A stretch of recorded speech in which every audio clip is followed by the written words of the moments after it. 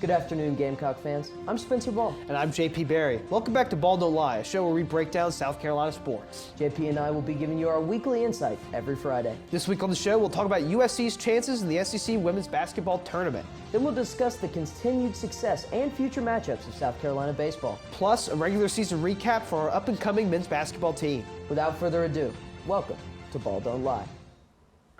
Welcome to the Kennedy Greenhouse Studio.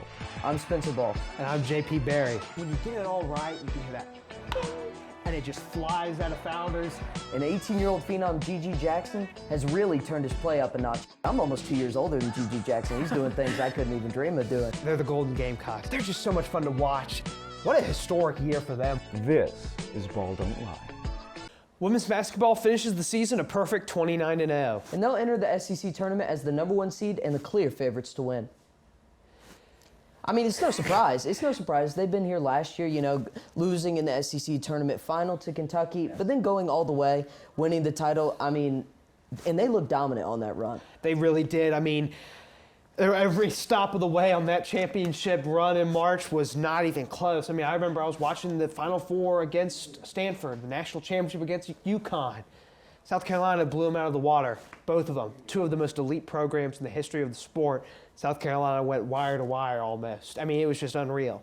And they've continued that into this season with, I mean, what is it, 35, 36 straight wins? You almost lose count at some point. It's hard to keep count, but we can say for sure 29-0 on the season. They ended the 29th victory with a big win against UGA, coming out with a 10-point victory at home. And a lot of these seniors' last home games with Aliyah Boston putting up 25, 11, and 2. Yeah, that was an impressive performance. And, you know, people say what you will about the SEC this year. It is a little bit down, top-heavy, if you will, but Georgia's tough, man. They have one of the best defenses in the country in women's college basketball, and they showed it there in that first half and keeping it close throughout and not letting South Carolina pull away. Give credit to the Bulldogs. They came in, they weren't going to be overwhelmed by the crowd and the huge emotions of going against a juggernaut team on their senior night. Yeah, definitely not. They definitely showed a lot of composure and a lot of heart, a lot of fight. But the Gamecocks, I mean, it's hard to foresee any team beating them. You know, definitely you've got some front runners like Iowa. Maybe UConn gets better, but without Paige Beckers, I think it's going to be tough for them. Maybe another rematch for Stanford. But, I mean, this team just, they look unfazed right now. One Just team I'd watch out for in March, Villanova with Sigrist. Mm-hmm. She is an elite player, an elite scorer, one of the best I've seen in the entire sport through my years of watching it.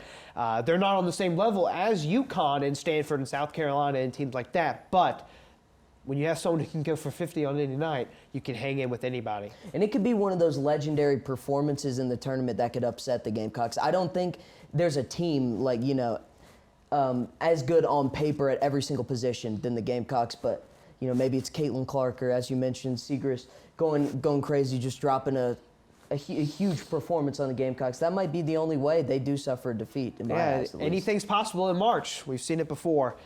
But we're recording this the night before, but while y'all are watching this, the Gamecocks will be in the middle of their game against 8th-seeded Arkansas. Definitely. We saw Arkansas play a little bit earlier today in a good and tough victory against Missouri. Yeah, that was a tough win for the Razorbacks. And wins have been hard to come by. 4-8 on the season since January 16th after their big win against Vanderbilt. They struggled mightily, and part of that started with that regular season matchup against the Gamecocks. Arkansas, I believe, was number 16 in the country, highly ranked, 17-3. Gamecocks beat them 92-46, and their season just kind of started to fall apart from there. But they do have scoring. They do have lots of scoring. We saw it on display against Mizzou, and that awesome second half comeback. But what we also saw was their ability to get dirty on the glass. Absolutely. Lots of steals as well. Just a team that you can tell plays with a lot of heart, a lot of fight, and they're going to give the Gamecocks their best shot because they're, as we saw earlier, they're on the first 4 out on the women's team. So they're projected to just miss the tournament, but a win or maybe even a really solid performance against the Gamecocks and a loss from a couple teams that are last 4 in, we could see the Razorbacks make an appearance. But yeah. Right now, let's take a look at some of the other matchups we'll see in the SEC tournament. One matchup I'm really excited for, I mean, after what happened last night with Kentucky, how are they going to respond? Not just how are they going to respond, how are they going to respond playing against LSU? I mean, LSU, of course, South Carolina kind of took them to the woodshed, but that's a very fine program. It's a very fine team. They're very good. And Kentucky, They were the tournament championships. They were the tournament champions last season. You always have to defend your crown, whether you have a successful season afterwards or an unsuccessful one. And Kentucky's going to be on a mission to do that against a really great team at LSU. Yeah, they're going to try their best, but as you mentioned, the Gamecocks did dismantle LSU, and Kentucky is no South Carolina Gamecocks in women's basketball this year. However, I do think you're right. Showing that resilience after 4 players getting ejected yesterday in the game against Florida, still being able to come back and put up a really valiant effort and get the win. I mean, that's something to be proud of for sure. Yeah, I mean, then, something that's kind of interesting to me is how are these teams going to be perceived? Like, if LSU and South Carolina barnstorm through this bracket and every game's not close and they meet in the final, well, what's that going to mean for teams like Arkansas, teams like Mississippi State? Mississippi State suffered a huge loss to Texas A&M today, which is that was a damaging result for their tournament hopes. Another program, much like Tennessee, that's just kind of having a real down year and not up to their standards at all. But, I mean, will the fact that, South Carolina and LSU prove that they're that far ahead of the competition, will that lead the selection committee to kind of, I don't want to say nullify the results of some of the primordial beatdowns handed out by the Gamecocks and the Tigers, but will it soften the blow a little bit, like if Arkansas tomorrow gets kind of roughed up by South Carolina? How will that affect their tournament chances after a win over a solid Mizzou team? Yeah, I definitely agree with you. I think that's definitely something to consider because when you look at this Gamecock team, compare it to anyone else almost, and especially a team like Arkansas, they're not equal on paper. So if you mentioned if the Gamecocks go in and they have a result similar to the one they had earlier in the season against Arkansas, they might be a little bit forgiving because it's tough. Yeah, it sure is. Yeah. Oh man, it's not fun, I can imagine. But let's take a look at some highlights from their game against Georgia and some emotional moments on senior night. Yeah, and the team, that senior night game against Georgia, it was great. I know SGTV, small plug, we put out a couple packages from it, but some highlights nonetheless. As we mentioned earlier, Aliyah Boston had a fantastic game, but it's not just her on this team. No, it is not. Camilla Cardoso had a 13-point, 10-rebound triple-double, including 3 rebounds on the offensive glass.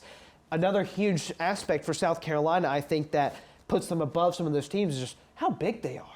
I mean, they have the ability to just go up and grab misses off the rim to the extent that some of these other teams just can't afford. And South Carolina's ability down low, both offensively and defensively, they can draw charges, they can batter you down low and make you foul them. I mean, some of these teams only have like 1 or 2 forwards and centers. So what's going to happen when those key players get in foul trouble? Meanwhile, South Carolina can plug and play their talented depth. Size and depth, I mean, that's something that a lot of teams just can't compete with, especially some of these teams, as we might see in the earlier rounds, the SC tourney, like Arkansas, you probably see their forwards and center playing majority of the game. Aliyah Boston barely plays a half on the season. Yeah, I mean, 25 minutes a game. 25 minutes. She plays 2.5 quarters, comes in, gets her little double-double, leaves. But guess who's right behind her? Camilla Cardoso having a fantastic year. Won sixth woman of the year in the SEC. I mean, she's just incredible. Yeah. And it's hard for any team to just match that when it's just a constant attack. And Zia Cook didn't have her normal performance. And it was like South Carolina didn't miss a beat. Because people are out there, Bree Bell or someone like that is able to just come out there and pick up the slack. And, that's something that's going to really pay dividends for South Carolina in, like you said, the SEC tournament, but even going on in the NCAA tournament. Something I touched on earlier, JP, you got to love the team's drive to win. Here's Aliyah Boston on the team's mentality. I mean, definitely no relief. Just because now we're into the season where winning is the only option. You don't say, oh, well, if something happens, then we got the next game, because that's not the case. But I think that we are focused. Everybody has bought into coach and the entire coaching staff and what they want from us. And I just think we're ready to embrace the next season because we got to win. Aliyah Boston has to be one of the best leaders and performers in the sport, and she had a marvelous performance in her last home game. Yeah, I mean, I talked about it a little bit earlier. I did spoil the graphic a little bit. Sorry about that. But 25-11, as well as 2 blocks. And her efficiency is just incredible. 9 for 13. It's like Jalen Brunson the other night. I mean, I'd expect nothing less. Nick's plug from JP. But, yeah, I mean, she's just dominant on the inside. But I think something Of course, she's very tall, especially in comparison to some of the other women bigs. But especially on the inside, she just uses her body so well. She's very crafty. Yeah, she has great footwork, great fundamentals. I mean, that's a hallmark of the Dawn Staley program, of course, but she just brings it to another level. Definitely. And you saw on that graphic, it said cried 3 times. I don't know if there's anyone that cares as much about South Carolina women's basketball as Aliyah Boston. Just a true legend and someone this team is going to miss forever. I mean, you can't just go out and find another Aliyah Boston. I have a feeling that there's going to be a statue of her outside Colonial Life Arena one day in the future. But, Spencer, it's clear that the Gamecocks have been dominant, and the recently released SEC awards clearly recognize that fact. As I'm going to kind of shock y'all, South Carolina and LSU did a real good job in this department. Certainly did. South Carolina taking the majority of the awards, of course, getting Player of the Year with Aliyah Boston. Defensive Player of the Year, also Aliyah Boston. Bree Beal was nominated to the All-Defensive Team. 6th Woman of the Year, as we mentioned earlier, Camila Cardoso, in just an absolute breakout year for her, I'd say. And Coach of the Year, how can you not? I mean, Dawn Staley, just the best. And as well, Freshman of the Year, as you mentioned, coming from LSU's Flaw J. Johnson. And she's had a really solid season, except for when she played the Gamecocks. You put Bree Beal on Flaw J. Johnson, and let me tell you, it was not pretty for the freshman. Well, you know what they say. When we do it at South Carolina, we're going to do it big. And we did it big in the biggest game of the year. Maybe the game of the decade so far in women's college basketball, at least with the hype going into it. Performance on the court, maybe not up to par with some of the other games that have been legendary so far this year, this decade, whatever. But, they'll get their shot if they can make it through their side of the SEC tournament bracket. And I hope they do, because you want to beat the best. You got to be able to just go out. You can't, hope that they get upset so you don't have to play them again. But that's not how the South Carolina women's program operates, and I have no, idea of, trying to get that across that is their MO, because it's certainly not. But some of the other interesting things that South Carolina just absolutely took over was the first team, the second team, and the all-defense categories. I mean, you had some players from, established programs like Mississippi State.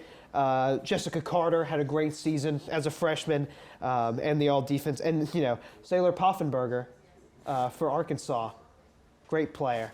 Probably Definitely. the best name in women's college basketball. Oh, definitely. And we definitely saw her performance earlier today.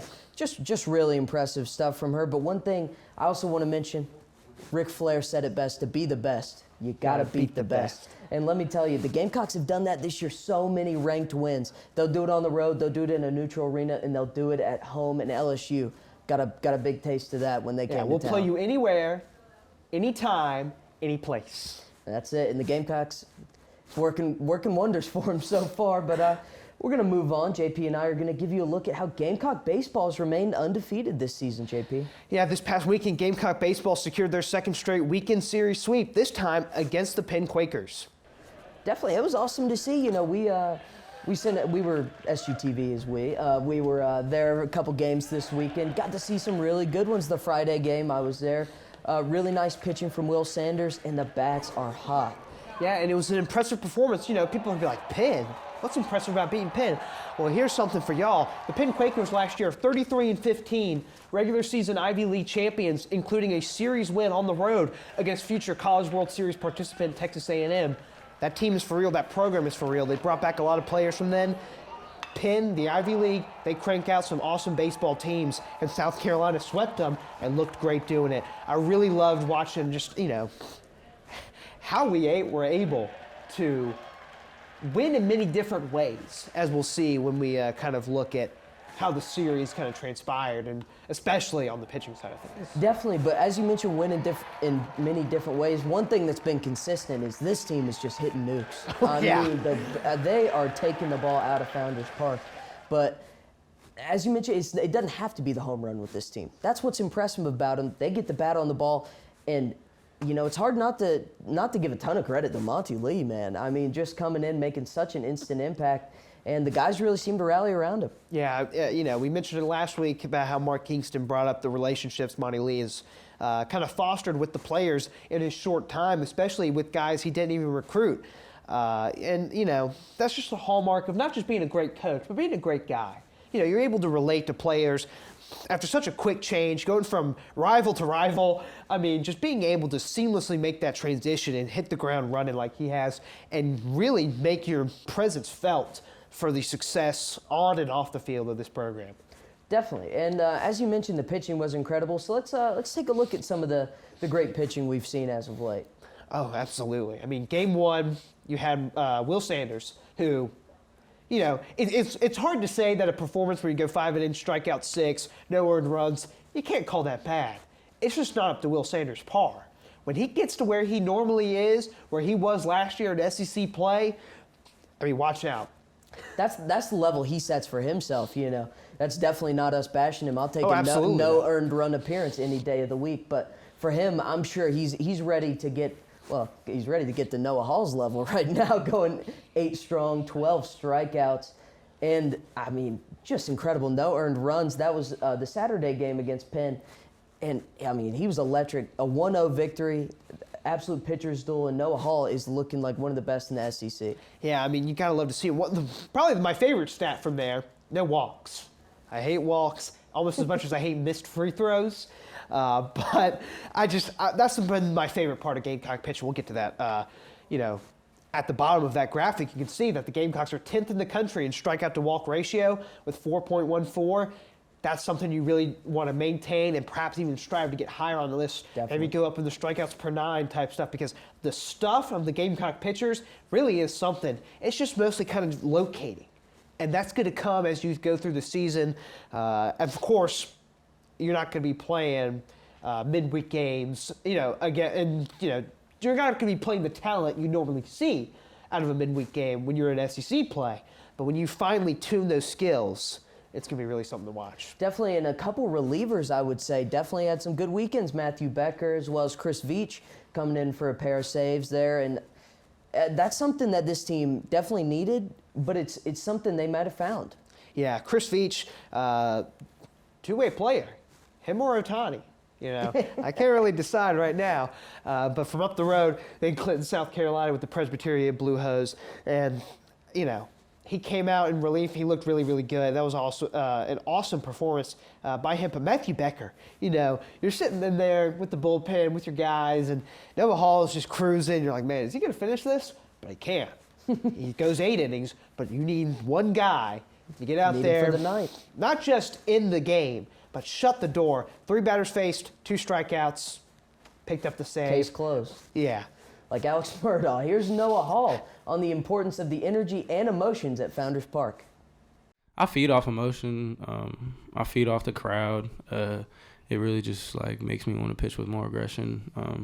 When you got when you got the crowd cheering for you like that, it really pumps you up, and it really wants you like to do good for them. And the emotion, I don't know. I kind of just like blacked out. Ethan Petry has been dominant at the plate at the start of the season, kind of going from the mound to the plate with some really impressive performances. Definitely, as we see there, game 1, 3-run home run. Game 2, he gets the only run of the game, and guess Sometimes what? all you need is one. Took it deep again. I mean, he's incredible, and he started the season about as hot as you can. Yeah, I mean, and look, National College Baseball Player of the Week by Collegiate Baseball.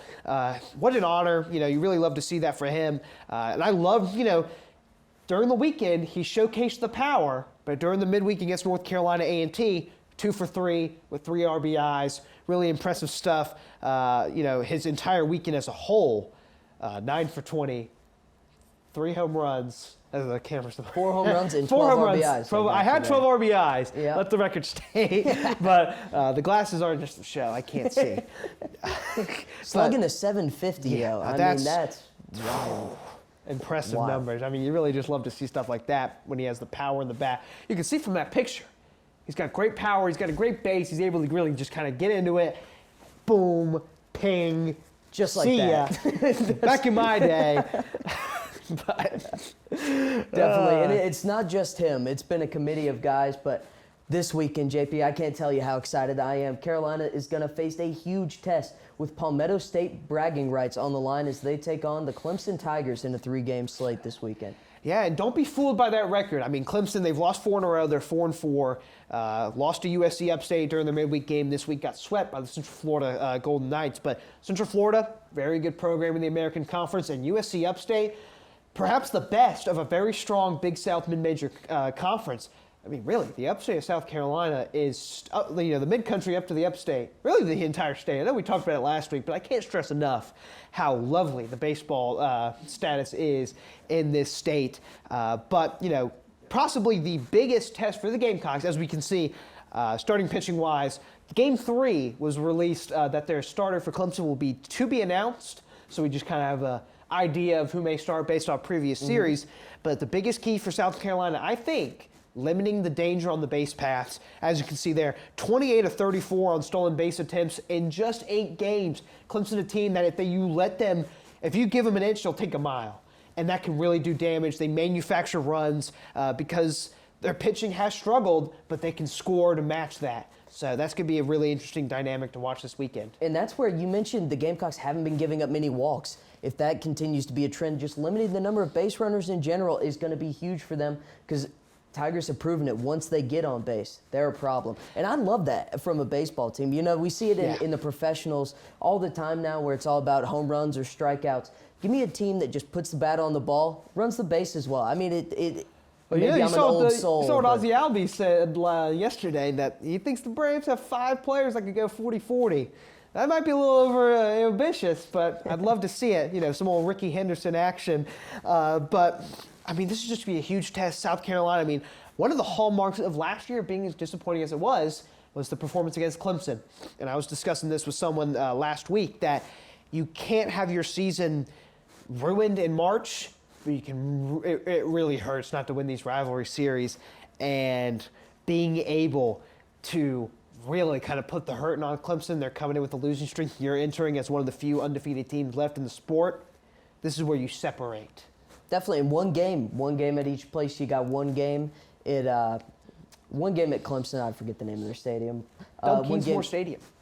JP's there with the fact. Floor Field in Greenville, and finally Founders Park on Sunday right here in Columbia. So, really evens the playing field. You get a neutral, and each team gets a home game.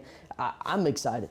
Some of the ticket prices for that Saturday game, if I wasn't going to be up at Little John watching the Irish play, I might have fancied my way down to Floor Field, but not when I saw them ticket prices.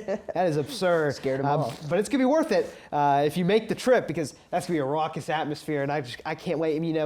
When you look at it, not to get a little over ambitious, South Carolina definitely has the advantage starting pitching-wise, but some quick people to look out for Clemson. You have, obviously, Blake Wright, one of their best players on the season. Only 2 home runs because Clemson, they haven't been a very powerful team, but they've done their damage on the base path, 9 RBIs, hitting .433. Then you have Benjamin Blackwell, 9 stolen bases in 8 games, averaging over a steal per game, an on-base percentage of .528. He's someone we really got to watch out for, and he's stellar with the glove as well. And then outfielder Cam Canarella, 7 RBIs, just really great everywhere else. But they have some bullpen pitch weapons, as when their starters get knocked out of games. As you can see there on that graphic, the ERAs were a little bit bad, but they got a trio of relievers who will make their presence known that have great stats. Definitely. And lastly, let's take a look at how our men's basketball team's going to end the season. Absolutely. So the Gamecocks have one more regular season game before trying to run the gauntlet in the SEC tournament. And Take it away, JP. Take it away. You always like to see the seniors, no matter how the season's gone. You like to see them go out on a high note, like the other night, senior night at South Bend with Mike Bray and Cormac Ryan and Dane Goodwin and all them. Sorry for all the plugs, but it was topical. I'm just waiting for Seton Hall or somehow. Oh, they sullied their senior night, but. Hayden Brown, South Carolina college basketball legend, spent 5 years at the Citadel, 7th all-time in scoring for the Bulldogs, 2-time first-team All-SoCon player, SoCon preseason player of the year going into the season before last. And he's just, it's a great story. He's from Greer, South Carolina, went down to the coast, played in the SoCon with the Bulldogs, and then went up north a little bit to the state capital. donned the Gamecock uniform, and it's really been impressive to watch. As you can see, he really makes his money down low in the paint. That especially, but also he's just one of those guys that does it all, a glue guy. I mean, those are the guys you want on your team, and he does that with the best of them, just being able to do everything pretty well. And that's something this team has needed as they basically rebuilt the team. He's been a guy that can just say, hey, Hayden, if you need to go match up with the 5, go do it. You know, just sending him places. And him being able to make it work has been really impressive. Yeah, you know, it's just, it always kind of hurts when a senior who, like Hayden Brown, he does so much for his team and he puts it on the line every night, but the results aren't there. But I feel like he'll be satisfied knowing that he's established a foundation for this program going forward under Lamont Paris. And speaking of Coach Paris, here he is on how the Gamecocks have improved throughout the season. You know, I'd like to see us continue our trajectory. It's been a good trajectory. We've been consistently moving forward and making progress. Honestly, I'm remembering where we were in November, and you may not have been in every practice but I'd say significant progress. And so I'm happy. I'm happy with the fact that they've done that, right? Like, if you win the Alabama game there, then I think it's 3 out of 4, including 2 road games and a game against the number 2 team in the country. And so I think the guys should rejoice and feel good about how they're playing. Today was not a good example of that, obviously. But again, the matchup just wasn't. It's not a great matchup for this particular group of personnel. But I just want us to continue to move forward. Have another good practice tomorrow.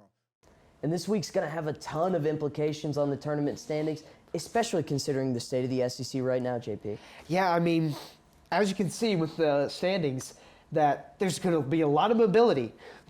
Maybe not down low with, you know, some of the teams like our Gamecocks this weekend facing off against the Georgia Bulldogs, but that game's still important because, I mean, look at that. Georgia, they have a winning record this year. South Carolina can go out there and perform against that team. But with the standings, I mean, you got Mizzou, Kentucky, Tennessee, Vanderbilt. What about the Commodores, man? All those teams kind of jamming. You got Alabama at the top, Texas A&M in second place, but then a lot of Auburn as well, and Arkansas. I mean, just so many teams that can kind of move up and down the seed line, change tournament opponents. You know, this is one of my favorite times of the year in college basketball because you get all the field kind of set. And there's all these possibilities of who's going to play who, what's going to happen. And we're getting this weekend. Oh, man. You couldn't ask for a better weekend of the SEC basketball. Let me tell you, it turned March 1st just yesterday, and the upsets just started.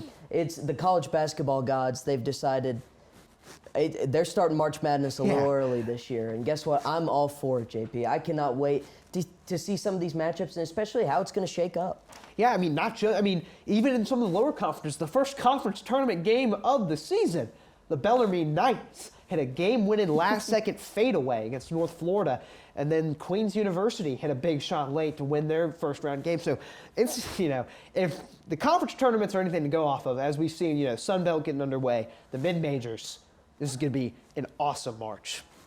Absolutely. And now, you know, heading into this weekend, let's take a look at the great matchups taking place this Saturday.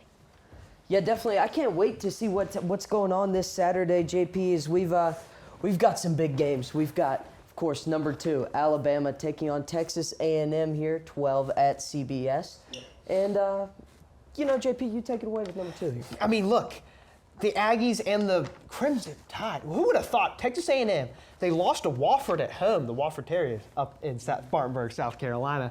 But who would have thought that they would be here, second place in the SEC, in a huge matchup with Alabama? They can't go up or down in the standings, but they can certainly go up and down in the seed line. As you see down there, 8 SEC teams in the NCAA tournament, according to Bracket Matrix, which, of course, is a compilation of brackets online to show kind of the best possible, bracketology, showing average seed lines. It's a very good tool. We make use of it here.